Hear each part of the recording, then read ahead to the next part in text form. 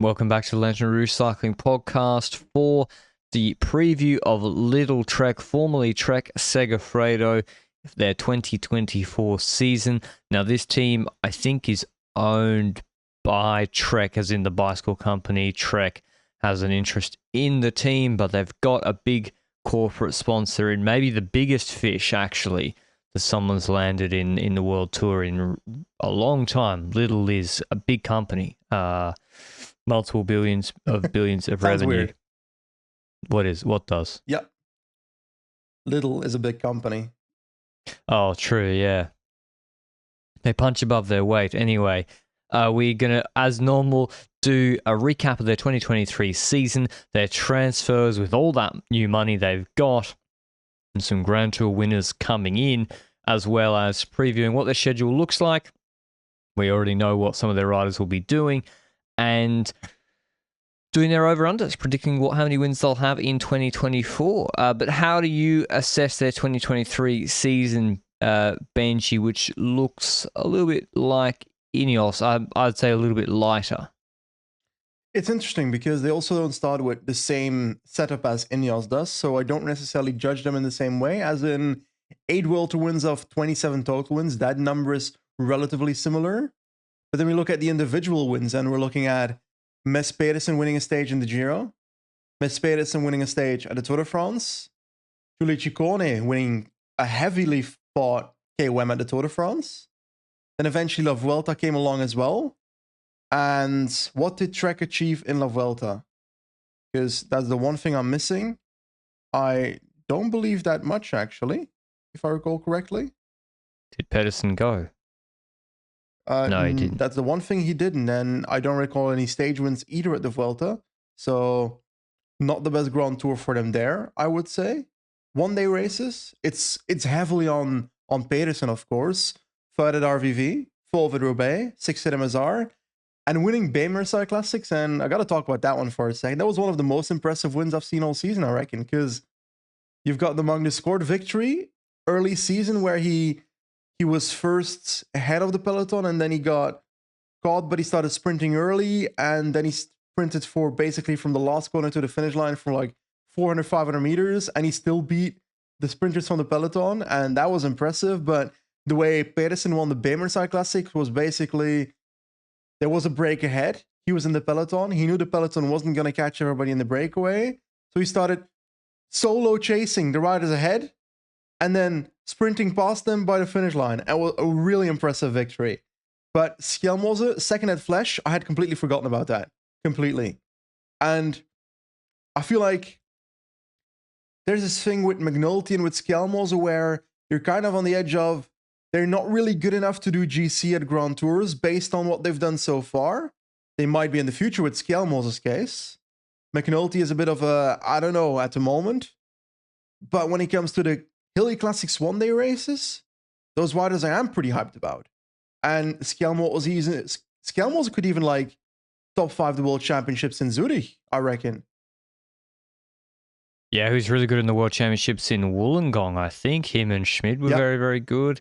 And Ciccone, like in Liège, I think there was some weirdness, no, with him and Skjelmose, where they did better than their results indicate. From memory, when Remco went on Redoute with or was it Rochefoucauld? I can't remember. I think he went on Redoute. Anyway, let's just say he did. Pidcock goes with him. I swear Ciccone and Skjelmose were like 4th or 5th in the line at that moment in the race. A little bit strange how it sort of worked with them, but their results actually don't show how strong they were at that moment. Now, still, results are important, but yeah, they look really, really good in the Hill Classics. And also with Skjelmose, one of the only riders to win a World Tour GC race, Swiss, that isn't on UAE, isn't Remco, and isn't Roglic, Vingegaard, or Kuss. So, like, the only other person to do that was Moritz at Tour de Pologne. The rest is UAE, Jumbo, and Remco.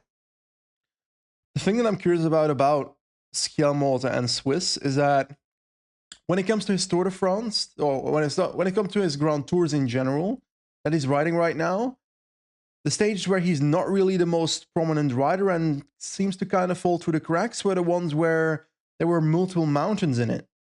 And then into the Swiss, there were also multiple mountains in it. So is it because he peaked too early for the Swiss, or is it just because the competition at the Tour de France starts going hard from further out? Well, I mean, Felix Gall was also there, and that was kind of his big breakout too, and he was able to carry it through.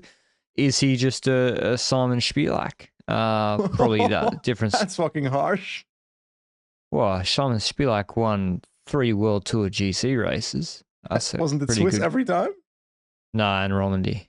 Well, point made. Stage in Dauphiné, stage in Swiss, Eschborn, Frankfurt. Yeah, obviously not the Hill Classics and Sprinter Skelmers, but yeah, maybe just, as you said, like he's peaking then and others aren't. But still, it's still pretty. It's hard to win a World Tour GC race, and he actually did, which is pretty impressive for them. So, what else stands out from their season? Yeah, Pedersen just completely carries their classics. Yep. And sprints, frankly, like he carries this team apart from Ciccone and Skelmers. When you look at the points, he has, I think, as a proportion of their team overall points, just about the same ratio as Remco. And everyone says Quickstep's a one-man team. He has like 4,606, which is only 1,000 less than Remco. So he is so important. Like more points than Van der Poel this year. What percentage would you put on that? If you take a look at the total team, how much of the total Trek team would that roughly be? Oh, let me do quick maths. 4,606. This is great. This is great audio. Me typing into a calculator. It's about 25%. Okay. 16, 4, 6, 7. 28%, which is 5, 6, 3, 1. Remco was, I think, more closer to 30%. So it's a lot. Nearly 30% of your points from one rider. He didn't get that big Classics victory. He was pretty damn close at Flanders. I don't think he could have ridden a better race tactically. And he was super strong there. He was the best of that lead group, which didn't have the sort of the pre-race favourites. And if that gets a little bit more leash and Jumbo don't help Alpecin, maybe he gets over the Paterberg with Poggi, and who knows what could have happened. So, anything else from their season, Benji? KOM at the Tour, I like that. I think that's a good thing as well. I feel like Mess Pedersen would have won more monuments if he was born in a different era. Does that make sense? As in, he's in this era of the Pogacars, the Van der Poels, the Wout van Aerts, and I feel like if he was born even 10 years ago, this might have looked very different for him. Because who won Tour of Flanders in like 2019? 2019, Bettiol? No, that's 2018, right? Or 2016? Yeah. I don't remember. 2019. Maybe. I don't know. He won it in 19. Terpstra won it just ahead of Pedersen. Yeah, if Pedersen had been on Quickstep in 2018, he wins Tour of Flanders. He's sandwiched on the podium by the Quicksteppers in that 2018. But he was really young still, I think. I feel like he was ahead in the same way that he was anticipating in 2023 edition. He was anticipating, and then they eventually caught up with him, at least Terpstra did. So, but I agree. If he was this age in 2019, 2018, those years, we might have seen a lot more victories when it comes to monuments for Mess Pedersen. But hey, that's the card he was given, and he's doing relatively well for it still, regardless of the fact that he's not necessarily winning. But let's take a look at the transfer for a second, because the Lidl arrived as new sponsor. Lidl, budget increase comes with that.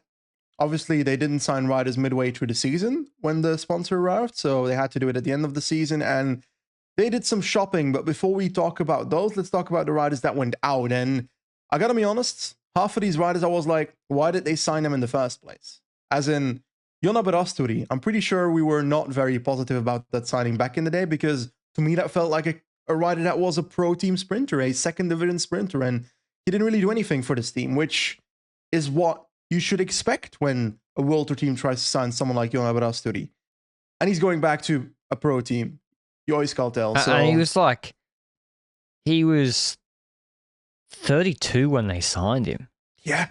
After being a pro for a long time. Like, is he family it made of someone, no or? sense. I don't know. It's in Trek's genes to sign family members looking at their dev team, but anyway. Tony That dev Gallopin. team's the Nepo babies. Facts. Tony Gallopin retiring. At first I thought he didn't really do much for this team, to be honest, since his signing, but apparently he was a good road captain for Skelmos over the years. In the team. So I guess that role is laid out for him. I do think that Gallopin might be a pretty expensive road captain based on his history. He's won Tour de France stage, if I recall correctly. He top 10 the Vuelta in 2017 is my pure guess. Kenny Lisonde is going to Cofidis. We spoke about it in the Cofidis preview about that. Like, Elisonde is a good rider to have for breakaways, but I also feel like it's kind of come to the point where they're not getting the best out of it anymore. Gebrek Zabir is leaving. Were you surprised by that? Kind of, yeah. I feel like he's got a bit unlucky with some crashes, and certainly there's some mountain domestics they've brought in, or riders to fill that role, who are going to be significantly more expensive than him, and he's better than them. So okay, that's surprising to me. Maybe there's lingering injury issues that I don't know about. Marcus Hulgaard also leaving. He joined the team when he was having an amazing season on UNOX, but it never really came out at Trek, and I wonder what the reasons for that. Antoine Tol, kind of the same story. I remember the days where, was it the 2018 or 2019 Tour de France, where Tolhoek was a really bloody good domestique for, was it Roglic in that Tour de France? I don't remember. But he was really good back in the day, and now he's going to Subgal Unicolor. I don't even know what that is, so it's probably a Conti team somewhere. So a very major step down. Indonesian or Malaysian team. Oh, that's pretty crazy. I'm looking forward to seeing that, because he might be cleaning. I think he lives in Asia a lot. Oh no, sorry, I lied. It's a Portuguese team. Subgal, I just thought would be Indonesian, but no, it's a Portuguese. This is Glass Drive. This is the boys. This is the Fapple. Really? Yeah. They changed name. Glass Drive Q8 Anicola, and with the W52 Watt bombers out of the game. Volta, these guys Portugal cleanup. Yeah, these are the they got to sweep the Grandissima, baby. So yeah, he's gone there. Leepins is going to DSM. Tiberi is going to Cadgel, which is Bahrain. Baroncini to UAE Team Emirates, and Mark Brustenga is leaving to Kern Pharma. And that's kind of the overview. Like, Baroncini never really came out because of his injuries, which I feel like a lot of these riders on this list never really came out to what the team expected of them. So, hey, that's it. Incoming transfers. Can I say something on Power Data? Of course. So I think Ozzo, who writes a lot of the articles on LanterneRouge.com, he was looking through Brustenga's Power Data, and I think he saw, and I agree, or I surmise that they signed him in part based on he did like 500 watts for 40 minutes or 30 minutes or something, according to the power meter. And it's like impossible that happened. Impossible. That's like Ganna, I don't think can do. I think Ganna can 500 for 30 is like the max. And that's Pippo Ganna, by the way, our record holder. So I don't know, maybe there's some other results, but yeah, just be wary of the old power meters. Is it worth the gamble just in case it is correct? No, it's not, because if someone can do 500 for 30, dude, in U23s, they'll be fucking cleaning up. You won't need to look at the power meter. You sign them off because they won world championships by 7 minutes. So no, you don't need to take the risk. Sometimes if 2 plus 2 doesn't equal 4, then you don't have 2 plus 2. You have some other numbers. Think about it. Anyway, hopefully, he's all right. I think a keeper Kern Pharma is a good level for him to get some opportunities himself. Agree. Incoming Benji, the big one. Teo Geoghegan Hart. I understand that this was probably done, or at least talks were before he crashed in the Giro. So you can't be like, oh, they're taking a huge risk. They didn't know that. I believe when they signed him, but he had the big crash in the Giro in which he looked extremely good. He said as well in an interview recently that, was it on Cycling Podcast maybe? I'd say so. I think because he's British, that he was like best form ever. And in the Alps, he looked really, really good too. Valencia, he won a stage, looked really, really good too. Do you think this is a good gamble for them to make a Grand Tour winner in his 20s this time? It's always risky when it comes to injuries, as in when a rider has injuries and so forth. It's always unsure whether he's going to come back to that same level. After what he showed in the Giro, which to me was a high level, then I would argue that I would consider gambling on that. And I don't necessarily mind him signing for Trek either, because, hey, I gotta go back to the point I made in the Ineos podcast, because in the Ineos podcast I made the maybe shit take that there's 5 teams that I would rather sign for as a GC rider than Ineos. No, hold the line. The more I think about it, the more I think that there's at least 3 to 4 teams that that's the case. Because is Lidl-Trek a more attractive team than Ineos? Let's look at this for a sec. Lidl-Trek's budget is going upwards. Ineos' budget is going downhill. That's 1 point for Lidl. Ineos' handling of the Carlos Rodriguez situation, that wasn't good. That lacks proper management, in my opinion, but also lacks proper long-term vision, is how I see that too. So that's 2-0 for Lidl-Trek. I won't necessarily say that Trek had long-term vision when they signed Aberasturi and Brustenga and so forth, but that doesn't support my case, so I will leave that to the side. And TT set up. TT set up. Nice weather outside. Ineos' traditional hierarchy and tactics have bitten them in the ass multiple times in 2023, and there's more GC opportunities at Lidl-Trek than at Ineos at the moment. That's true. So you don't think in my Gegenhardt eyes, would have it's been 4-0. And on Gegenhardt, right? Have they said he's their tour leader for GC Lidl-Trek already? Lidl-Trek has said it. Yeah. So I'm not sure. To your point, he would have got that at Ineos. Yeah. They got C-Rod. They got Pidcock. So I'm not sure they would say in December unfettered TDF leadership. It'd be like, I mean, maybe he'd be the best and win it in the Dauphiné, but it's also it is a clearer path for him. I feel like we've roasted Trek for the last 3 years. Not roasted, but we've noted the criticism that they were lacking a GC rider that could in the future fight for GC. It might have been a financial thing looking at it now, but Gegenhardt coming to this team kind of fills that role. So it's kind of like a good move for both parties if Hart can get back to the level that he was in the Giro last year, or this year, 2023. I think the Gegenhardt signing is a good one. When they signed him, he was the only rider on the market who was a former Grand Tour winner. Roglic obviously came later onto the market. I have no problem with it. And to your point, Benji, money, you'd think if the money was equal, he stays at Ineos. You'd think. Well, I just made a great list of reasons why not. Well, reason number 1 was cash. I would say he would have stayed. I don't know, but I'm guessing if the money was equal, he would have stayed at Ineos. So I got no problem with it. I think perfectly good signing. Take a risk, because you can't just wait and be like, oh, let's wait for Remco. You might never get him. You got to move on with your life. The other ones I have, I'll do the next positive one. Really good signing, and they did this early in the year. Jonathan Milan, Italian from Bahrain, victorious. Bahrain didn't really know what to do with him. They were trying to make him lead out the what's your man's name? Rajovic. Yeah, they were trying to make Milan lead him out in the Saudi tour, and then the second stage, Milan came out of the wheel of Groenewegen and fucking dumped 2,000 watts on his head and won that and came 5th on GC. Good in Kerner.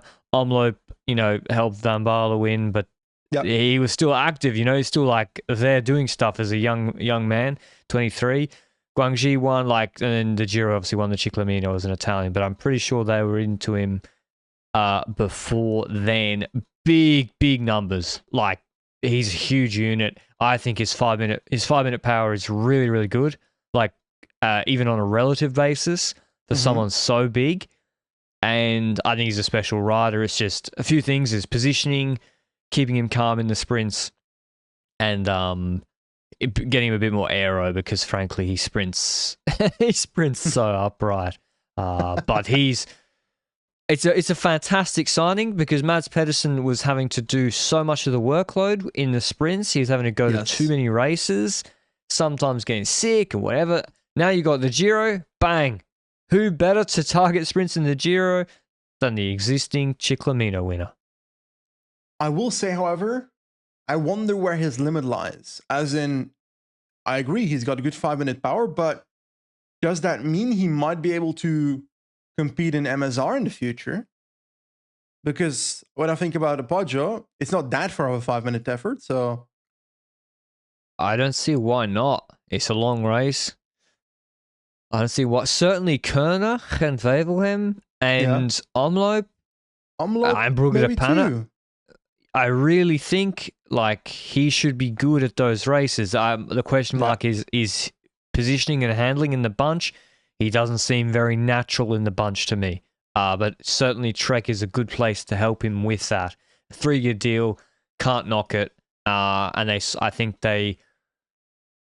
I don't think they got enough credit for it, because it looked like they just signed him after the Giro, but I think they were a bit earlier than that. So good on them for that. If they were earlier, then they're probably not paying him what he would have costed after the Giro, right? True, yeah. Well, I mean, there's no Italian World Tour team. Where do all the Italian guys go, right? UAE and Trek? Astana. Aola? Yeah. Yeah, Aola. Wasn't Filippo Pozzato looking at building an Italian? I think that was a World Conti Tour team? Oh, okay. Yeah, later on. Other transfers. Big Italian names. There's 4 Italians actually on this list. Andrea Baggioli from Soudal Quickstep. An inconsistent rider, but certainly very talented. 24 years old. Had a very nice end to the Italian Classics. All end of the season. 3rd in Coppa Bernocchi behind Van Aert. Winning Gran Piemonte. Led out by Benji's Aaron Baru, and 2nd in Lombardia behind Pocaccia, winning the small group sprint ahead of Roglic and Vlasov. So certainly I think his sprint is very, very good. We saw that there. We saw that in Montreal, where he nearly beat Van Aert to 2nd behind Poggi in Canada last year. My question marks are, he's climbing over 8 minutes is not good enough. Yeah. For someone to win Liège, or frankly, even at sort of 6-7 minutes that we've seen so far. I mean, I say that, but then Lombardi is 2nd, but I can't remember where he was on that final 20-minute climb, but inconsistent. But again, Benji, I think it's just a worthwhile risk for them. I don't have a problem with giving a 24-year-old who has some decent results some money. Exactly, and worst case, he can win a Grand Tour stage from a breakaway, and then I see that as possible, but it's just that he's inconsistent to the point that you don't know when he's going to show up. So, for example, remember that Tour de last stage, I think, that he won against Roglic in like a bit of a sprint? Like, yeah. When that stuff shows up, you're like, ooh, he can compete for a Vuelta stage or a Giro stage. And like, when you think of all the other things he's done, you'd say, 2nd in Lombardy, that means that he can win a breakaway Giro stage, stuff like that. So yeah, when I think of Baggioli, he should be able to win more than he does. So I hope the move to Trek can unlock that. That's how I perceive this, because is it a bit of an Ethan Hayter stagnation that he had until he was 2nd in Lombardy? I actually think he had a pretty good year. It's, to me, the weird stuff is, so like 3rd in Follendrome is fine.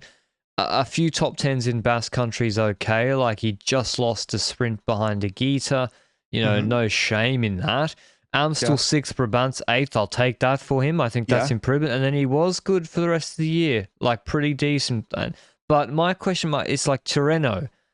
Random stages like stage 6, the Osimo stage. Like, how is he...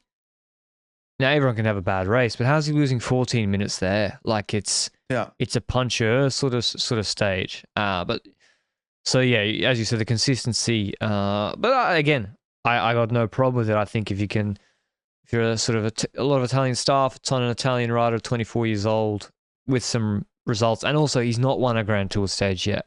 He's not won a Monument.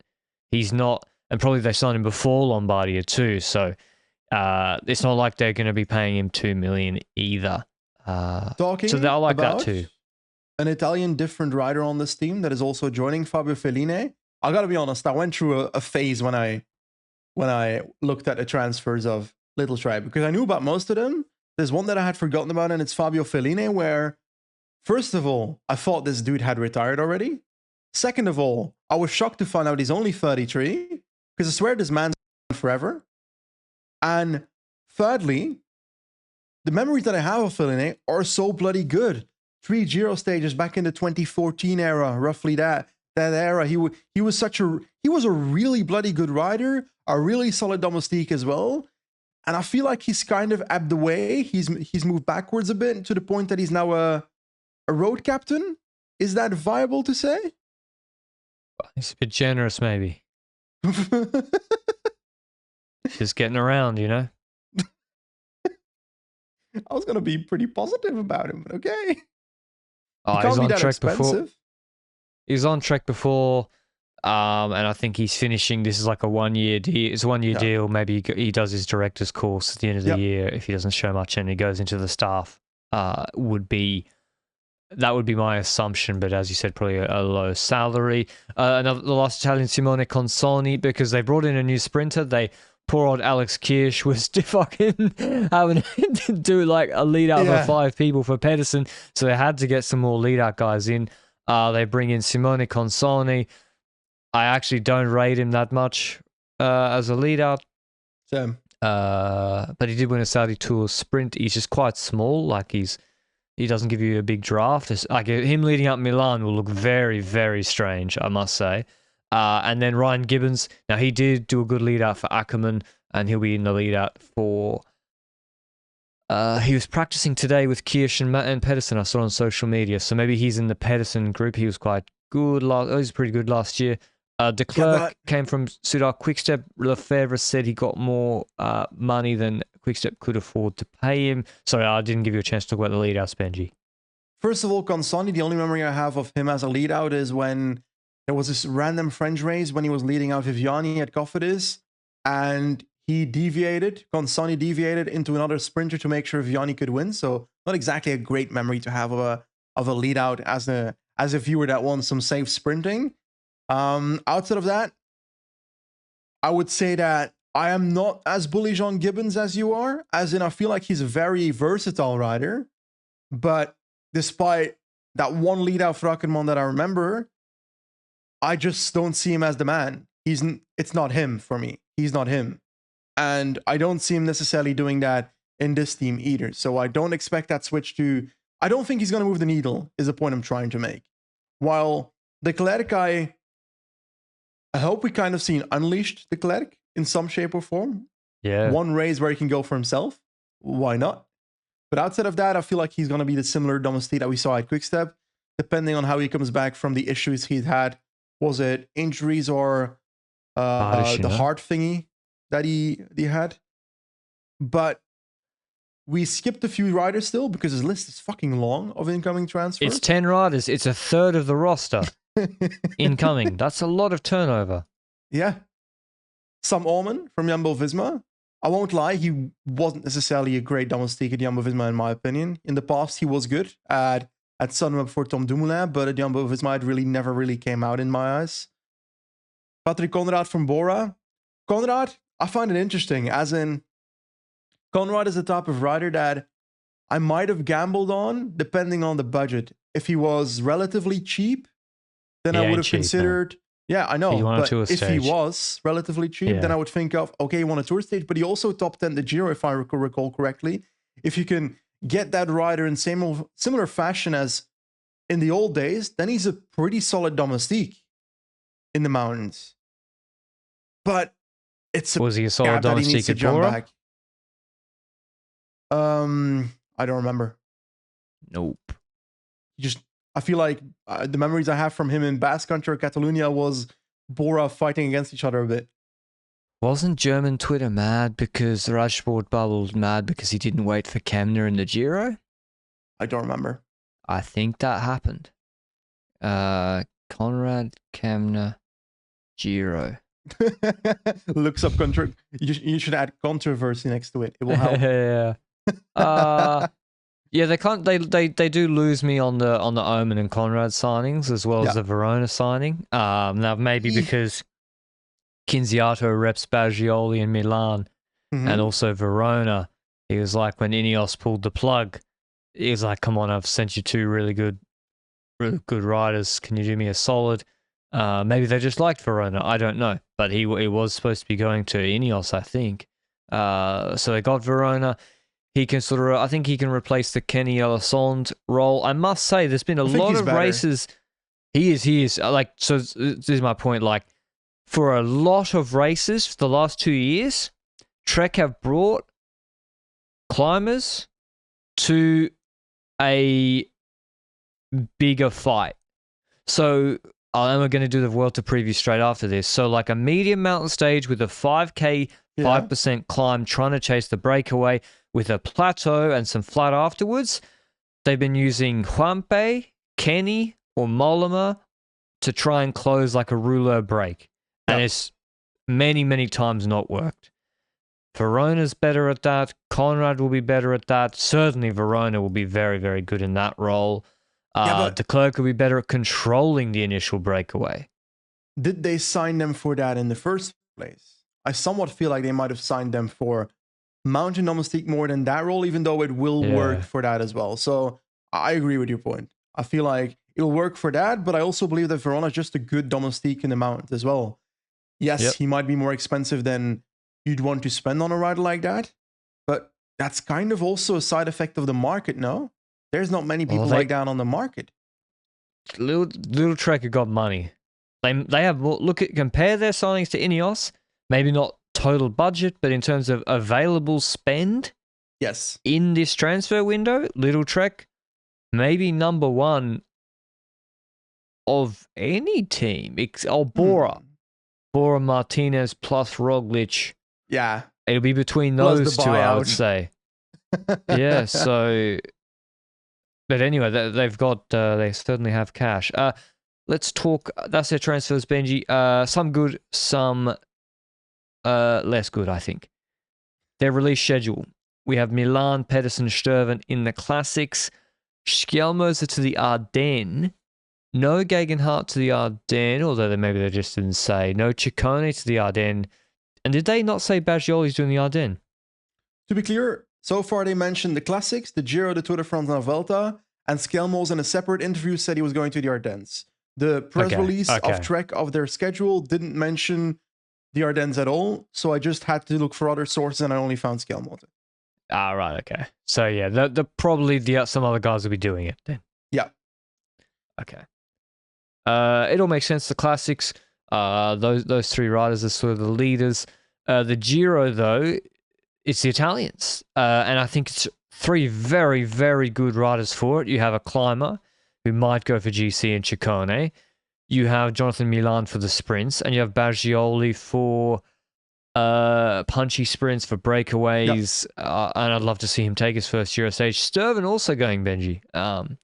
Intriguing. First steps in 2017, it said in the press release. And I actually don't know why he's going. Maybe he wants to win the gravel stage. Just mix it up. Yeah, maybe he just wants to do something different. That's possible. And that also means that he's probably going to be lead out for Milan, no?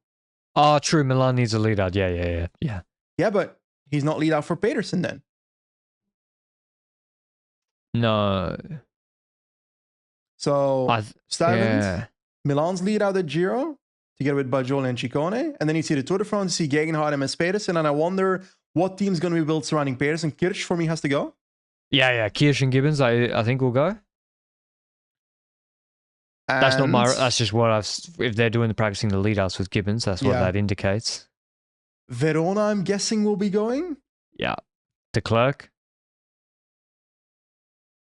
Depending on how he goes in the Classics, I expect De Klerk to go to the Classics as well for break formation control, stuff like that. who else can go to the tour? Like it's mountain domestiques. Juan You Pe said has to Gegenhardt, go. right? Does Juan Pe have to go? Hey, no disrespect to El Patron. He's got a Vuelta to win. I'm just saying he should be on altitude then. I'm trying to look at the other guys that can send to the tour. Conrad, I guess. Conrad is a mountain domestique. It's gonna be heavy on the new signings, I feel like. Where's Quinn Simmons? What's happened? Oh, Schkoens. Oh, Schkoens is a great rider. Schkoens is also doing classics items. Right now he is in the US doing some training. Nice. But yeah, what's happening with him? I'd expect him to join the classics or the Ardennes, depending on what he wants to focus on. But outside of that, Who is more hyped? Simmons coming out of juniors or Albert Philipsen?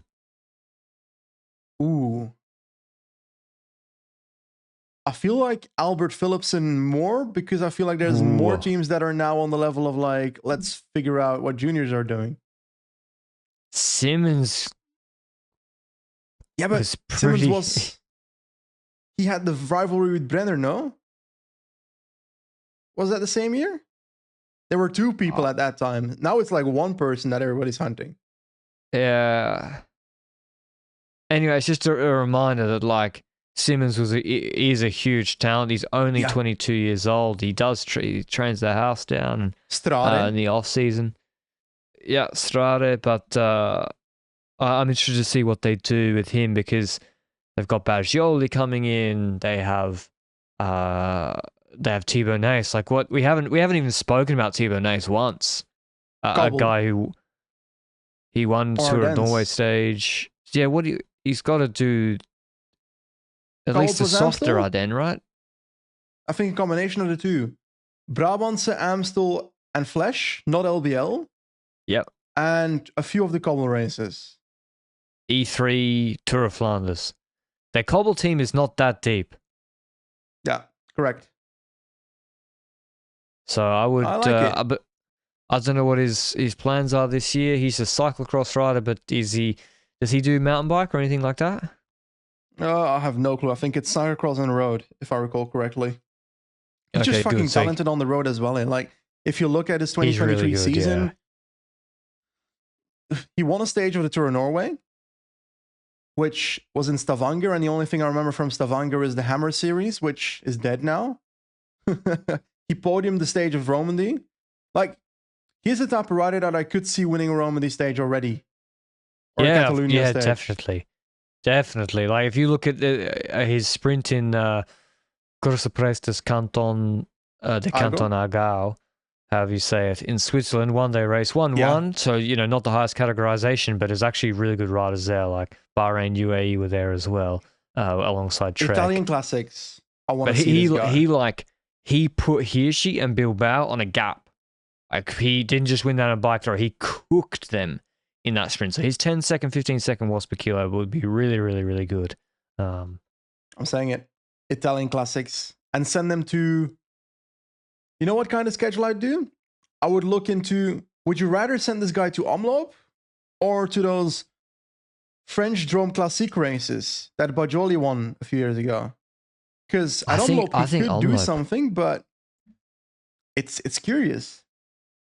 I mean, at the Renewey Tour, he wasn't too good, but I guess that's the end of the season. Baloise Belgium Tour, the last two stages, he was on the podium on both stages on these punchy courses. What is that? We don't talk about Renewey. Sorry. Sorry. Behind Van der Poel, who soloed on the fourth stage, and the Brussels stage, he was third in a bunch sprint behind Jakobsen and Philipsen. So I would send him to Kuurne Omloop, as you said, and just mix it up. Like, if Jumbo are sending 7 hitters, you got to fight fire with fire, I think. You can't just... It's poor old Pedersen. Remember in Gent-Wevelgem, he had to solo bridge to the Van Hooijdonk Laporte group to save his race after the first time Kemmelberg? Got to have other guys to do that. So I believe, when it comes to Thibaut Naes, that I indeed want to see him in those classics, like you said, also in the Brabantse Pijls of the world. Want to see him in Catalonia and Romandy, which this means that he can't go to Gent-Wevelgem and so forth if he does Catalonia. He's the Baggioli schedule. They're the stage races he's farms. Yeah. And towards the end of the year, I'm doubting between sending him to the Vuelta to clean up or to fight the low competition sprints, or you send him to the Italian classics like Coppa Bernocchi and so forth, where I believe that he could actually compete. Combination with Italian classics. I would send him on that schedule personally. And speaking of the Vuelta, they're saying Pedersen and Schjelmose, and Schjelmose is not doing neither the Giro nor the Tour. He's focusing properly on a GC bid at La Vuelta.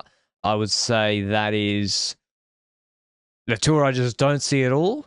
Yeah. And his TT is okay. It's pretty good. Yeah. So I'm not saying he couldn't do the Giro either, but I guess the Vuelta. The Vuelta's still tough, which we're going to get to in a second. But that's their indicative schedule. Gegenhardt, as you said, to be told GC leader in the Tour in December, that has to have been attractive to him. And him and Pedersen is a nice duo. I'm sure they'll surround them with some pretty good riders. So what's realistic goals for them next year, Benji? For me, it's win a Cobble Classic. Okay. Win an Ardennes Classic. Mm-hmm. Including Brabants. I'm sneaking that in. And win 2 stages in each Grand Tour. And podium the Tour de France with Gegenhardt. Okay. I agree with podiuming the Tour de France with Gegenhardt. I agree with winning multiple Grand Tour stages, Giro, Tour de France. At least one in each. I think for the Vuelta, your aim is to top 5 with Schjelmose. That's kind of what you're looking at if you send them for GC to La Vuelta, in my opinion. It's tough. 6th or 7th is already okay. Let's be clear about that. Yeah. But like if you're 10th, then I'm like, you might as well have gone in the breakaway, got a stage win, and accidentally popped up in the top 10. Actually, a stage win in each Grand Tour is how I perceive it as the goal. And when it comes to the classics, I feel like they should be able to podium at least 2 monuments. And if they can do that, then I would make one of your goal win a monument. True, win Roubaix. Especially Roubaix, right? Roubaix, but also MSR comes to mind. Oh, yeah. And podiuming LBL is possible, but winning I don't think is.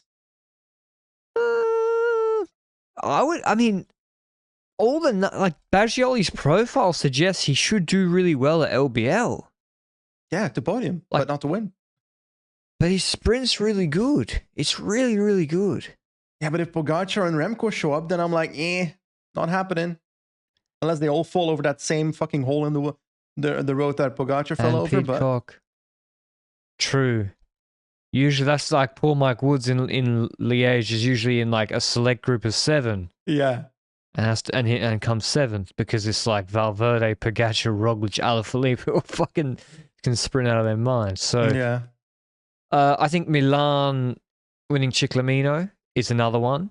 Ciccone is the really outstanding one, Benji. What does he want to do? I think he's going for GC. I listened to, again, an interview on maybe Radio Cycling where he said he wanted to, he's like in the 2nd tier of GC riders. And so I think he's going for GC at the Giro, by the way. Is Ciccone in the 2nd tier of GC riders? He was saying I'm a B tier GC rider. Okay. I think he's a C tier GC rider, but don't want to roast him too much either. I think kind of on the edge of, should I go for GC or should I go for stages?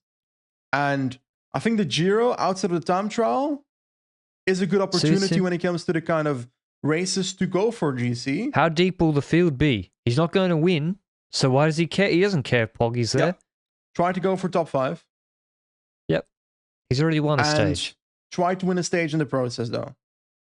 Yep. As backup. Because you never know, you might fall through in week 3. So pretty lofty goals, which is top 5 the Giro Vuelta, podium the Tour, win a monument, a spring monument, and win stages in all 3 Grand Tours. If they achieved all of them, that's probably a top 3 team in terms of results next year. Just from that alone, unless Remco's out of his mind. So, but I'm sure Lidl are expecting that. And they put in 10 new riders. So that's with all the spending.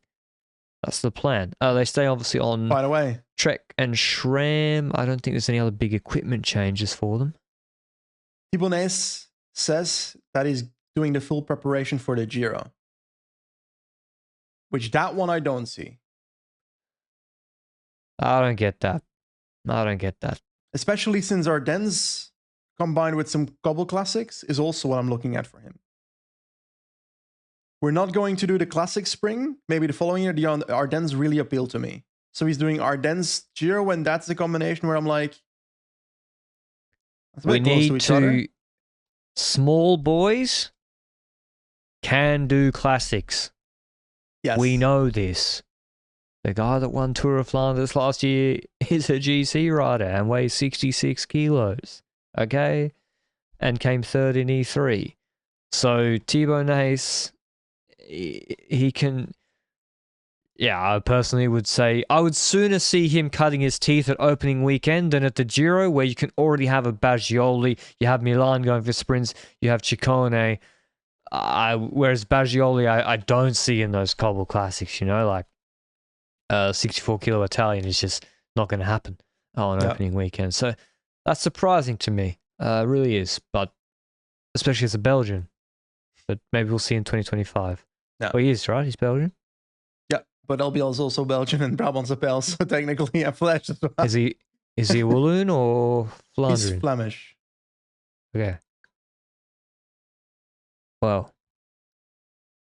I feel like you've made more political statements about Flanders and Wallonia I didn't make one. have. I didn't make one. I just asked. Maybe that's why he wants to do Liège, but that's not the case, so it's even more strange. Yeah. I'm biting my tongue. Hot takes time. Benji. Okay. What's yours? You're hoping I'd say it first so that you could have time to think, but we're not having that here. I don't really know. I don't really have a hot take for them. Like they spent a lot. They're probably going to be a bit better than last year. They might score more points than Ineos and Quickstep. I think they're still quite a way behind UAE and Jumbo. Bora might have more points, but it's not a hot take to say Gegenhardt won't podium the Tour. No. I'll accept it though if you want it. But we're allowing mild takes here. I guess I'd say they don't podium a monument. Okay, that's actually a pretty hot take in my opinion. And they don't top 5 a Grand Tour. I think they're gonna podium a monument, but that's why it's a hot take. So yeah, I'll accept it. You reckon Milan will ride Omloop and so forth? Yeah, but he won't win because the Lee will win Omloop because otherwise, no. Arnaud de Lee Omloop is on the list for me, so I can't put him there either. What else can Milan do? What else can Skelmos? What else can anyone do here? They're all destined. Their fate has already been decided. And there's a philosophical phase. I will say that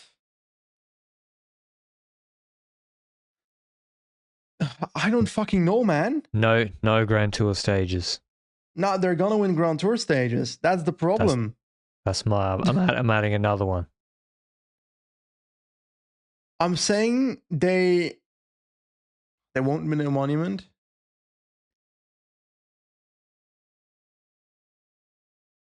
Tom Skuurens is their best placed rider in the Olympic road race. Pedersen actually a really good rider for the Olympic road race. Yeah, so Skuurens. With the Danish team surrounding him, Asgreen and so forth. So I'm gonna go and no, I can't say that either because can I just give up? Can I Tap the You buzzer. can give up. You tap up. You I don't have tap to do a the hot take. buzzer. If you don't, I if give they up. don't come to you, they don't come to you. 8 World Tour wins in 2023. I'm going with 10 in 2024. Okay. I'm going with 11. You don't have a good. You don't have. You don't know what you think will happen with Trek. I know when it comes to their victories that I expect more.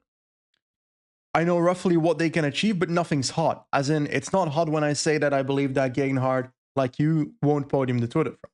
It's not hot when I say that Jonathan Milan can win a stage at the Giro, that Pedersen can win a stage at the Tour de France and La Vuelta, and they're probably all likely to do that. It's not hot when I say that Skelmose might podium a one-day race. Actually, my hot take is that Skelmose is going to win San Sebastian. Oh, there we go. I'll take that. We'll take that. Might not even ride it, but I'll take it anyway. Yeah, as I guess that'd be the start of his Vuelta prep. Because he'd come in against all the guys who had flogged from the Tour and who were skipping it to do the Olympics. He might be riding against Jon Aberasturi and Mark Bristenga. Exactly. Yeah, okay, that's a smart one. All right, that's our little Trek preview for 2024. A lot of changes, 10 riders in, including a big new sprinter and a big new GC leader for the Tour de France. Let us know what you think. Will it work out for them? What do we expect from them in 25, even who they'll go after? Maybe they're not done shopping, excuse me. Indeed, we didn't even mention that they signed Albert Philipsen, who will be staying in the juniors for another year next year, I think, because he can't ride in World Tour yet, and then he'll be joining Trek in like 2025. So he's a hotly touted Danish, I think, classics rider personally. But anyway, we'll see. So they've been shopping even for the future. But hope you enjoyed it, and we'll see you with maybe the Vuelta preview next. Until then, ciao.